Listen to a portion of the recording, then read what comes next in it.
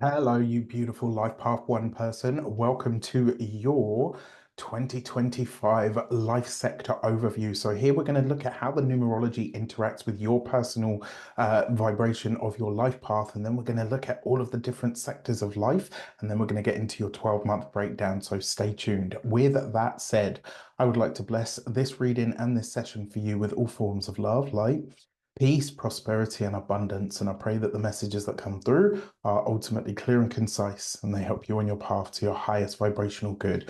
So, 2025 for you is going to bring you an energy that really helps you resonate more at the frequency that you already understand, right? So, in terms of life overall, this life as a life path one, you get to really be about your business, right? In a way that truly represents you, in a way that really helps you shine as your unique self. So last year was really a lot, in a lot of ways, about closing things down, releasing things, all manner of old stagnant energy and things and people that didn't serve you, things that really just stood to hold you back, whether that was from within, whether it was from outside of you. It was really 2024 for Life Path One people was really a year of shedding. Well, this year is the reboot, right? This is where you really kind of get to go through the process of switching it all off so that you can switch it all back on again. And the good news is that you get to do all of this really on your own terms, which is just the way that you like it.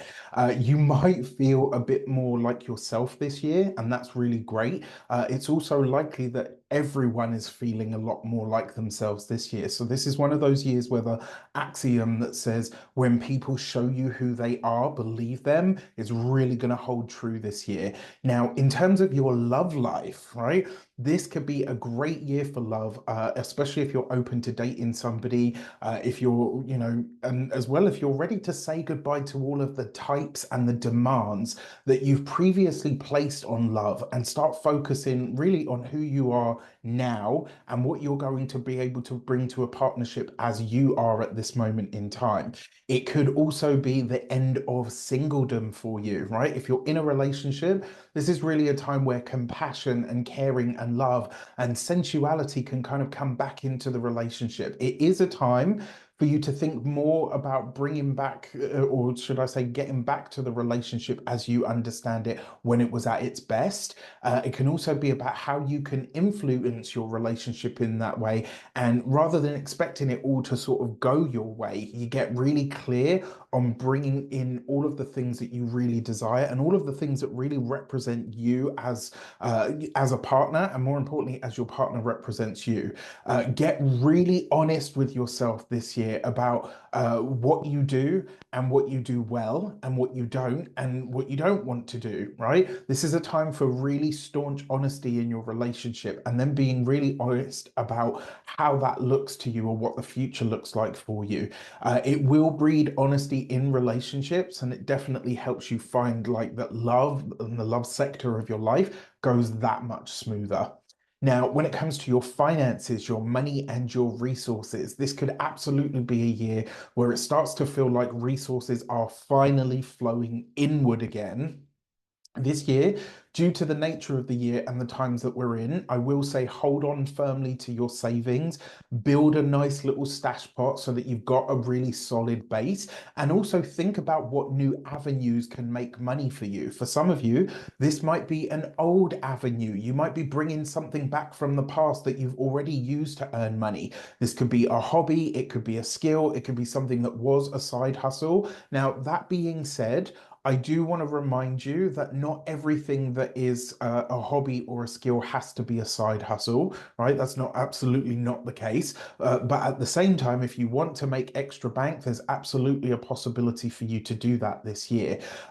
You might not necessarily be able to move on brand new things at this moment in time, but you absolutely will be able to enhance whatever there is, right? And when the time is right, as they say, like a personal year one, personal year four, personal year five, personal year eight, you'll be primed to launch all new things, right? It's also very possible that this year could see you expanding your financial network in some way. And maybe even like, so maybe the demands that come with that are also higher, but especially if you've got children or pets, etc. But this could be absolutely an area of focus where you see some kind of expansion. Now, when it comes to work and career, this is really a year to say goodbye to your old work identity, right? And shift into a new one. And I really like this for rebooting who you are, what you're known for. And I wouldn't be surprised if there's a career change or even if a new title emerges for you over the course of this year. Last year was really about being led and having to do sort of things by committee for you guys. This year, it's really about reminding yourself and the world who you are and doing the damn thing, right? Remember, the world itself is going through a massive reboot as well. So just keep that in the back of your mind as we move forward. And then finally, in the area of your health, this is a year to start over. When it comes to health, when it comes to refreshing the diet, renewing the body, this is really a year to work hard on building solid routines and experience and life in general around health, right? But really, that's by finding what works for you. Like, what do you like? If you like running, if you like dancing, like whatever it is, the thing that helps you stay fit and healthy, that has to be your focus this year. The more revolutionary, the more bold, the better, right? It's going to be for you over the course of this year. So with that said, stay tuned as we get into your 12-month breakdown.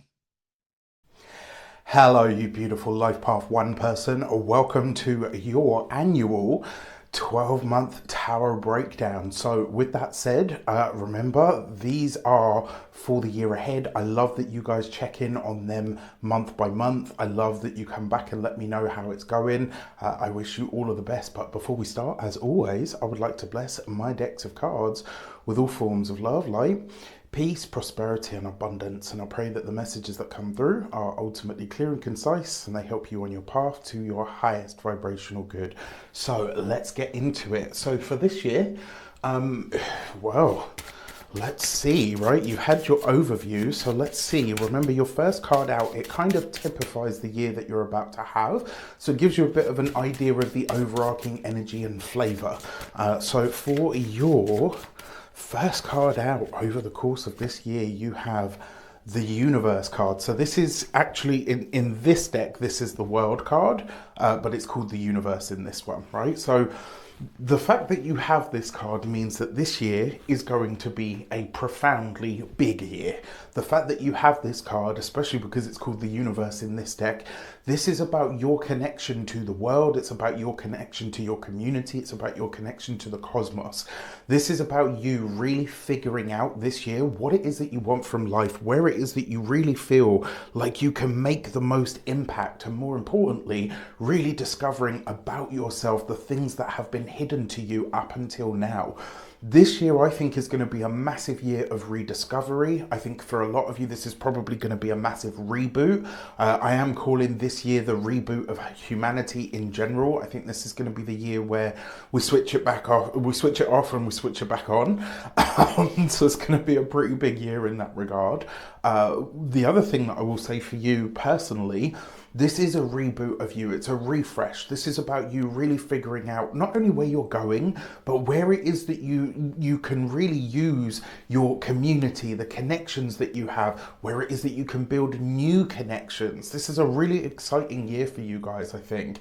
Now, in terms of January, this is very likely where an elder, a family member, whether this is a parent, your community, as in your mini community, your family, the people that you're a part of, are very likely to be a big focus this year, as will, should I say in January, as will your actual community. I don't know why, I just have this feeling like, especially for those of you who maybe your family is scattered all over the place, I actually feel like January, more than like the holiday season, is a time where you and your family will be pulling together in some way, shape or form. So that could be really nice. Now, Another way that you could see this, the world card is where you graduate, right? It's where or the universe card is where we really graduate. You're going to university rather than college, right? This is where you elevate in some way, shape or form. It's where you go up a step. It's where you move towards something bigger or something greater than yourself. And it's also where you've already passed the tests in one area of your life. And now you're coming into the next level of what life has in store for you. So to clarify on this, wow, right? That's crazy. That is so crazy. Okay, so this is a pretty big year. It's a pretty big month, right? Straight out of the gate, new communities, new connections. Now, I will say, remember, we start the year with with Mars retrograde. Mars will come back into the sign of Cancer on the 6th of January. The nodes of the moon are going to shift on the 11th. If you want to find out what all of that means for you and your sun, moon or ascendant, there's a link in the description box where you can purchase your 2025 sign readings. But here in January, this is a big deal, right? This is you rethinking your communities, rethinking your friendship ties, rethinking how you do or don't spend enough time with your family and the people that you love and care about. As I'm saying that, a little robin has just come up into the tree. It's so funny because the tree outside my window, I see all kinds of birds as well. So really interesting stuff. Now, because you've got a double hit of this world card, and the thing that I was talking about when I pulled that second world card was you elevating. This year, in some way, shape or form, your status is going to elevate. In some regard, you are going up a level, and it starts straight out of the gate. Now, obviously, because of that Mars and Jupiter retrograde, we're starting the year with a lot less energy than we usually have. So it is something that you probably need to consider going forward, right? It's not going to be that big sort of fast dynamic push to the start of the year, but even still there is big change on the horizon for you. As we come into February, we're going to have on the 4th of February Jupiter will go direct. On the 24th of February Mars will go direct, right? So we're finally starting to move forward at this point, but don't get too comfortable with that, because all right, so for February, you have the Hermit card. So this is where you're taking a moment, you're taking a breather. I think for a lot of you, this is probably where you're catching your breath, right? It looks like January, even with that slower start to the year, is such a big moment or such a big start to the year that you're kind of like, okay, so everybody else is kind of, you know, doing this and taking their time to get to it. And we're sort of launched right into it. Yes, I say we are because, as many of you know, I am also a Life Path 1. Now, that Hermit card, it's like you're taking a breath, you're pulling it back, you're stripping things back to basics, you're bringing things back to ground in some way. This is where you kind of say to yourself, okay, you know what, let me pull this back, let me, you know, take this out, let me take off or out whatever is superfluous. Remember to listen to your intuition in February, because when the Hermit shows up, the High Priestess has a message for you.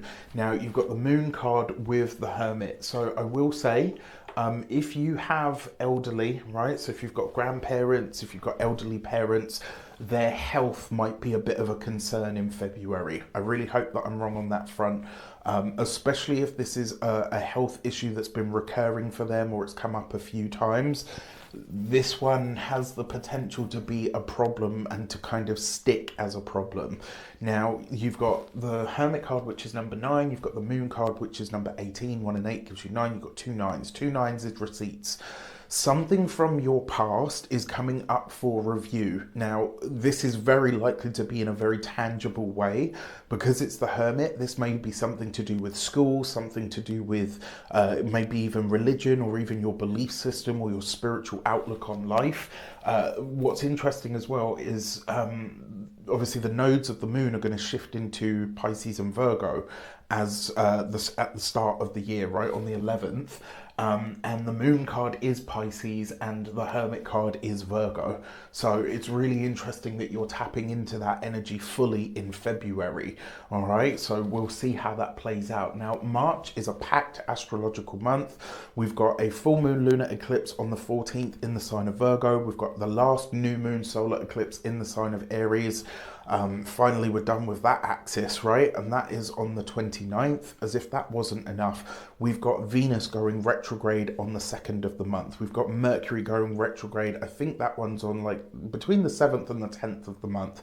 And as if that wasn't enough, we have Neptune switching signs into the sign of Aries. This is a big deal. None of us have ever seen this in our lifetimes, and we probably won't see it again in our lifetimes. So this is kind of, it's just dipping its toes though, right? Neptune's only going to come into Aries for a little bit.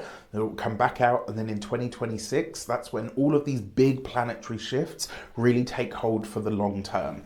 Now, again, if you want to find out what all of that means to you and for your sun, moon, and or ascendant, check out the link in the description box below where you can get all of your sign readings. So for this, you have the Death card, endings, completions, culminations. So this will be the moment where you're shutting something down, where you're closing things off or closing things down.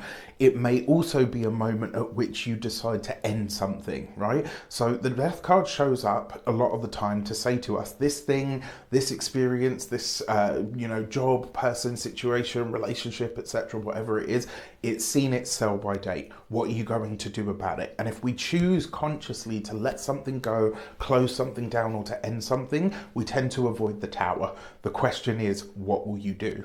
All right, so to clarify on this, you've got the Eight of Pentacles, so it's very likely that a job or a career path or a career decision that you've made in the past, March will see you bringing that to a close. There's something that you're shutting down here, some kind of job, maybe a different so if you work for somebody else, this will be you changing your job.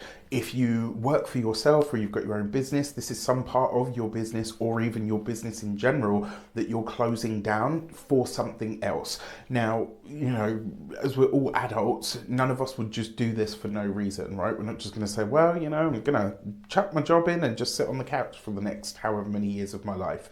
It suggests that you have something else going for you. There's something else in the pipeline. So that Eight of Pentacles is kind of you going to new work, new job, potentially shutting down, right? The Death card. So you're ending a job, completing maybe a large project of some sort. Maybe you're completely changing your business model. Now, if you're retired and no longer working, one of the ways that this shows up for you is maybe a course of study that you decided to embark on just doesn't speak to you anymore. If you are a student, this could be where you're deciding, you know what, I will forego the job or the work so that I can knuckle down and really double down on my studies. As we come into April, Venus and Mercury will go direct, which is great. So for this, we've got the Wheel of Fortune. So it's looking like April is going to be quite a nice month. And it looks like the turning point, right? So after what looks like a quite dynamic and maybe a bit more intense Q1 than maybe we would have liked or expected, April's going to be the turning point. This is where things start to ease up, maybe potentially, I don't know about slow down, but this is where things definitely start to ease up, especially because by the time we get to the 15th of the month, all of the planets in the sky will be direct. So we will have direct motion. Things will be easier to move forward or to push forward in some regard. Now, to clarify on this, you've got the Queen of Swords. So first things first, this could be a point of travel. The Wheel of Fortune can speak to travel. It also reminds you that sometimes you just happen to be in the right place at the right time. An air sign woman, Aquarius, Gemini, or Libra, could bring you some kind of good news, but it's likely to be some kind of an opportunity. So this could see you doing something that maybe you had never planned for, which makes sense, really, because if you think about it, whatever you're closing down in March, you clearly have something else to do. And so that Queen of Swords could bring you a Wheel of Fortune, an opportunity, a lucky opportunity at that, to do something that maybe you've always wanted to do. It could also be that she's a pivotal role in how you move forward from whatever it is that you're releasing or letting go in March.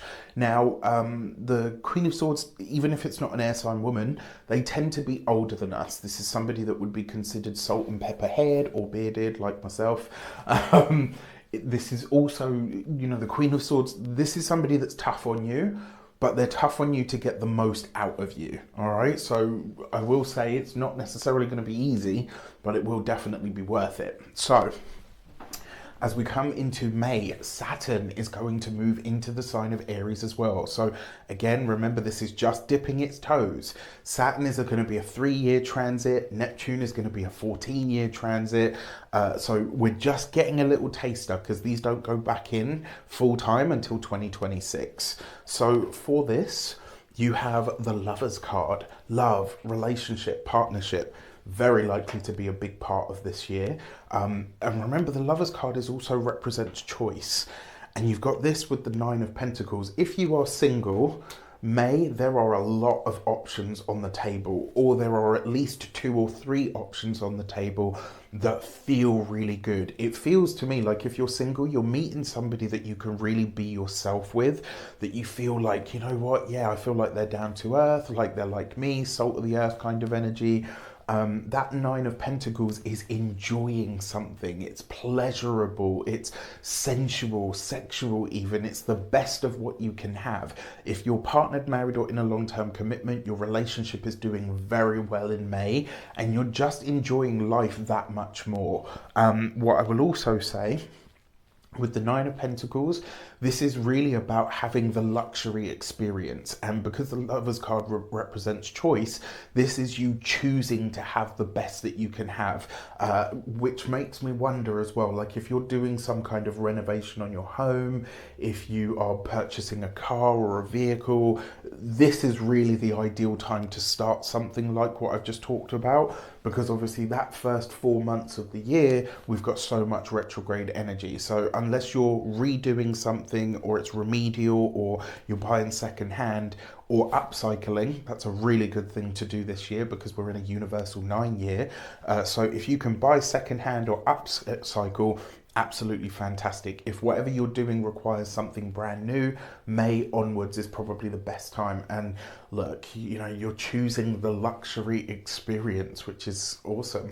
So as we come into June, we've got Jupiter, the Lord of abundance, blessings, growth, and gains, and levity and prophecy, moving into the sign of Cancer, where it is exalted. This is a big deal, right? So if you want to find out what that means for your sign, you know what to do. For June, you have the Star card, right? So not only are you getting a glimpse into the future, but you are also experiencing things as that much lighter. And that's why I say, like, you know, April seems to be the turning point. That first quarter of the year, it's going to be a little bit more challenging, but the second quarter of the year so far is looking fantastic. Remember, the Star card is hope and it's joy, and it's the light and the peace that comes once the storm has passed, especially because this is the card that follows the Tower. Not only is there hope for the future, but there are blessings available to you.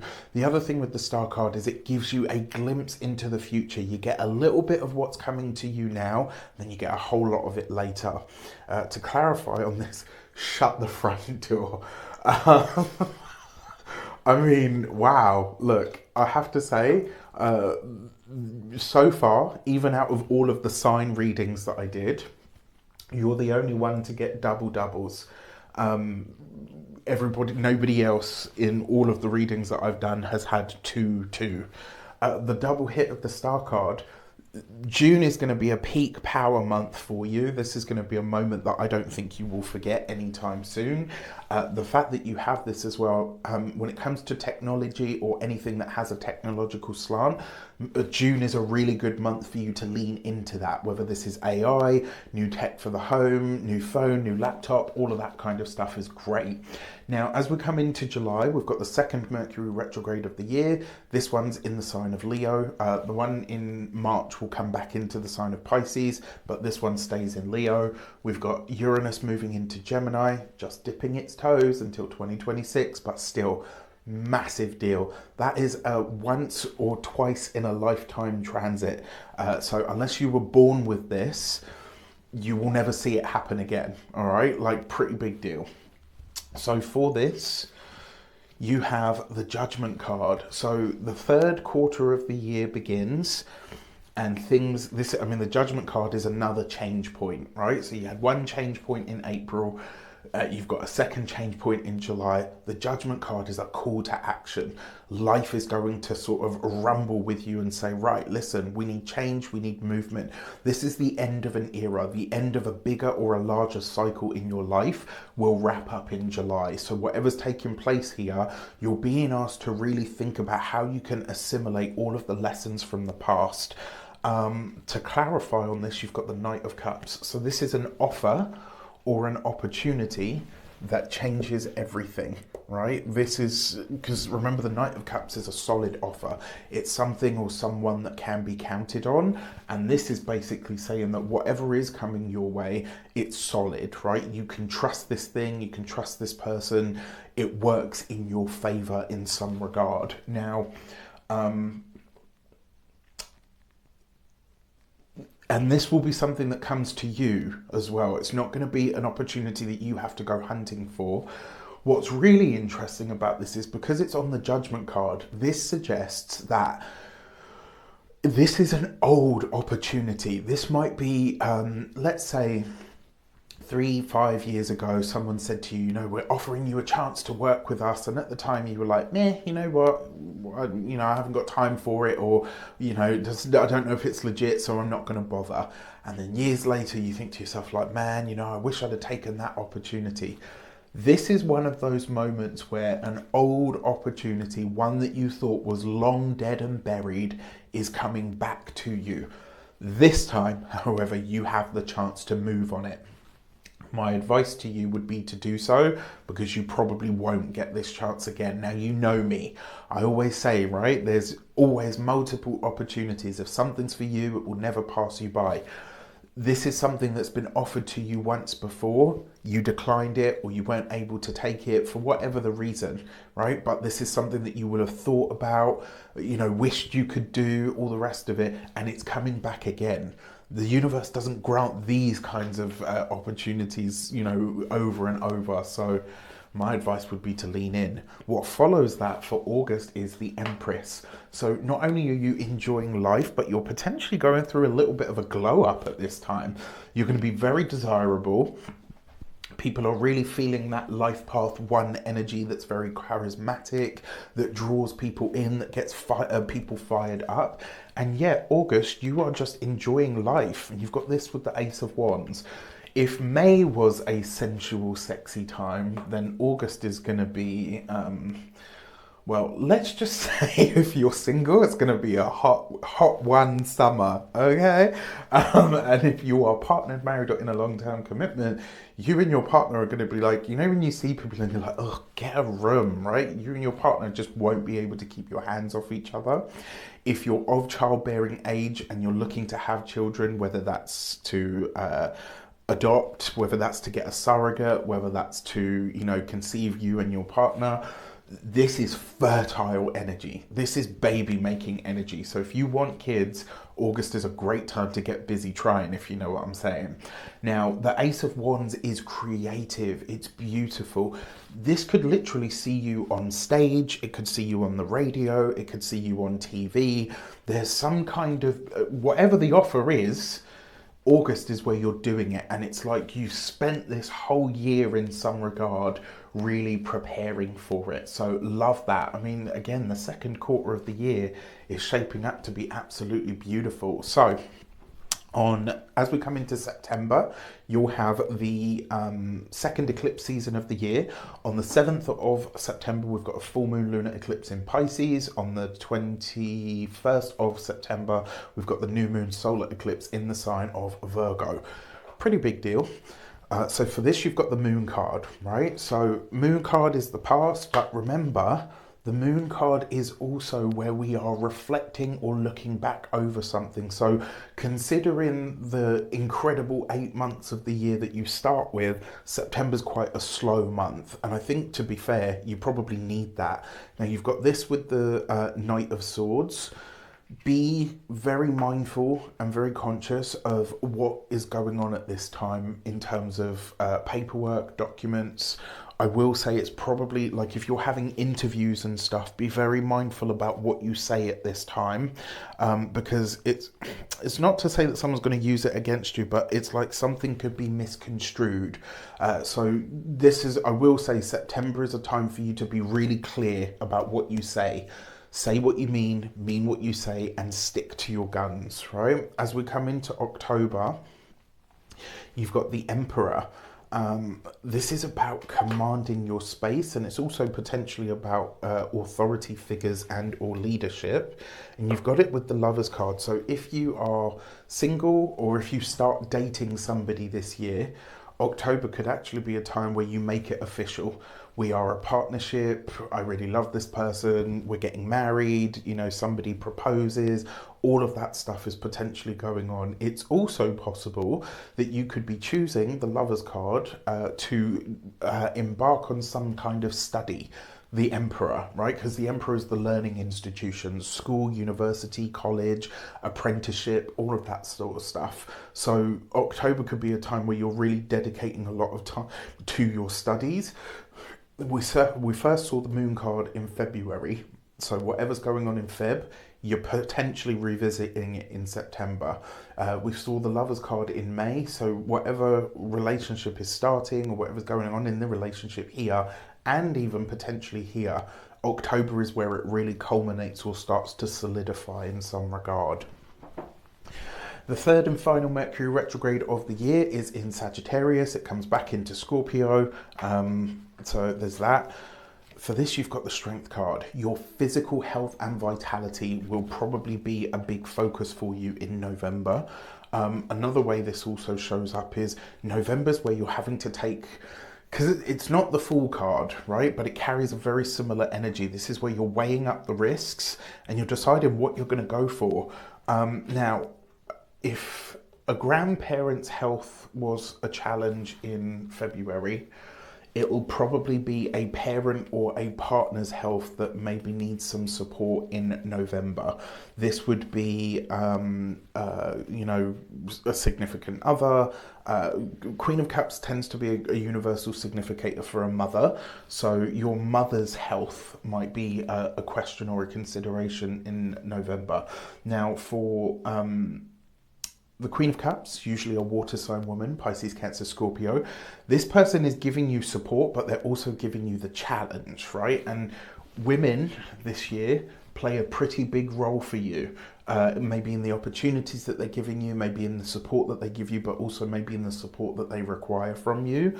I will say another thing as well that I forgot to mention about October, because the Emperor card is a card of commitment, and it's commitments in the traditional sense. So aside from marriage, this is also where maybe you're embarking on or taking something on board.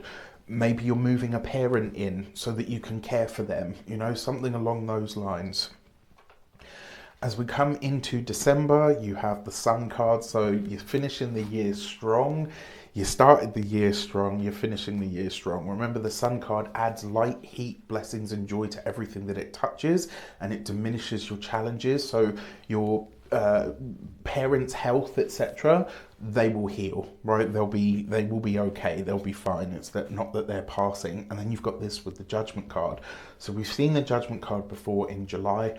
Whatever opportunity shapes up for you here, you will be revisiting and culminating here in December, or potentially, if this is like some kind of big contract, etc., you're renewing it in December. So as you come to the end of the year, you're looking back and thinking to yourself, do you know what? I had an incredible year. I can't believe the kind of year that I've had. And I've got to say, this is one of the better ones that I've seen. Now, in terms of your challenge months, I'd say February and March are going to be challenge months because there's a lot of change within them.